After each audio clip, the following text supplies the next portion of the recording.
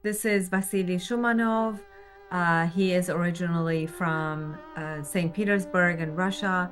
Now he's residing in the United States. Vasili, thank you so much for your time. Your story is extremely important. So please go ahead and tell us the background of your family.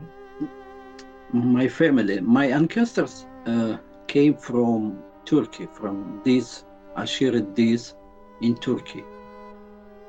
In the early 20th century, as a result of persecution and massacres in Turkey by Turks and Kurds, my grandfather with his family, his name was Tatos Shoumanov, and his brother Shalita Nadirov, they left their homes and moved to the village of Hus, first of all, in Turkey. Then they resettled in St. Petersburg when they escaped from persecution and from massacre. They settled in St. Petersburg in Russia. At first, the Assyrian had good life in Russia and St. Petersburg. It was Tsarist time. They opened their schools. They study their languages, their language, and they have their own church in Russia. Which year is this, Vasilis? I'm sorry to interrupt you, but what year is this? It was beginning of the 20th century. Okay. 1914, 1915. Is this during the Ottoman genocide of the Christians? Yes, exactly. Yeah, just because of the genocide, they escaped from Turkey and they moved to Russia and they settled in St. Petersburg. But this didn't last a long time until the communists came to power, and they changed the policy of the Russian king's constitution. And in the years of 1937, 38, it was a year of repression and sentences. A lot of Assyrians were executed and imprisoned at that time. He was arrested and he was imprisoned a long time. His brother, his name was Shalita, he was shot, he was killed. And because my grandfather, he had Iranian passport, they didn't kill him. They just exiled him from Russia to Iran, and he lived in Hamadan city some years. He was trying to go back to Russia illegally, crossing the border, but he was caught and he was put in a prison. Why did your grandfather have Iranian passport if you guys are from Turkey? Many Assyrians from Turkey, when they cross Iranian border, they took passports in Iran. Because, as you remember, Ahaputros, he was working at the consulate, Russian consulate, and he gave a lot of documents and passport to Assyrians from Turkey. You mentioned Shalita, he was shot. Where was he shot? Was he shot in prison, executed, or was he shot on the street? No, he was executed after the court. He was shot. I know it's happened in St. Petersburg prison, one of the prisons in the city, St. Petersburg.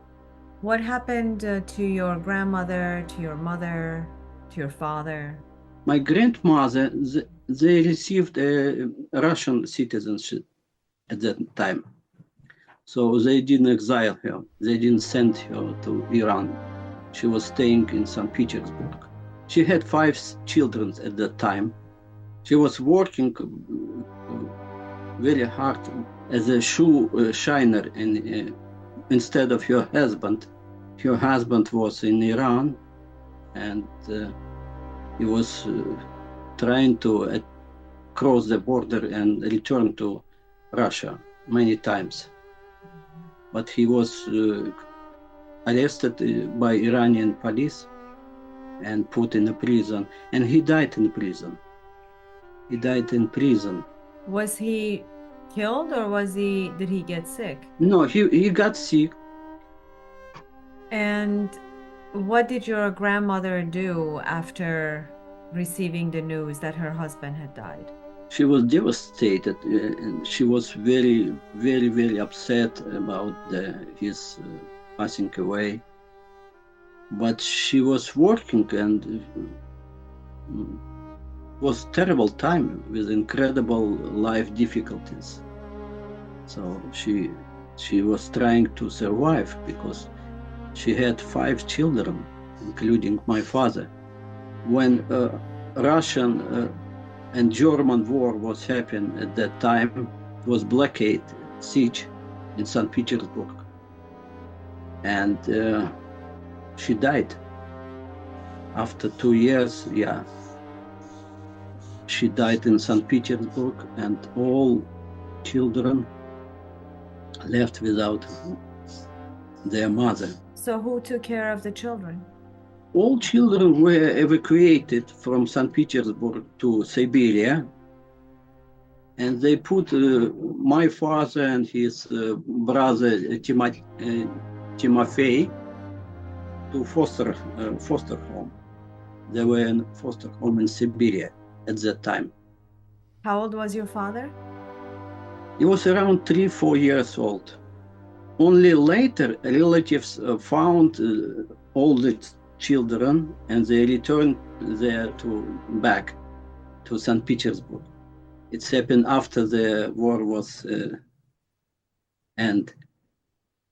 So all 5 children were reunited in St. Petersburg? Yes, in St. Petersburg, yeah. Wait, where did your father pass away? In Russia? Soviet Union or? My father passed away in Sweden. Father spent his childhood without parents, like many other children in St. Petersburg, Assyrian children and families at that time. What would he talk about? What would he remember? He remembered everything. He remembered tragedies happened with him, with his family, and he told me. Are his siblings, his brothers, sisters alive today? No, all of them, they passed away some years ago. So before I think, he was last child who died. And so it is up to you now to tell his story, correct? Your family story. It's up to you. Yeah, but you know what?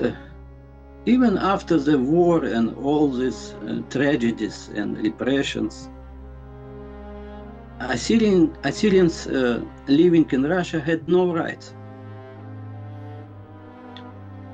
They were forbidden to have their own schools, study their language, and practice their religion.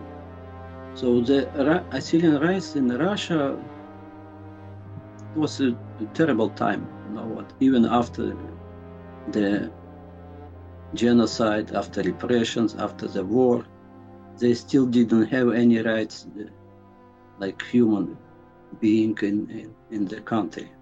Under the Bolsheviks? Under Bolsheviks, yeah. Mm-hmm. Yes. Mm-hmm. But somehow you all kept your language alive. Somehow you all stayed with the Assyrian spirit. How is that? Well, it's hard to say because each individual has ability to keep his culture and language.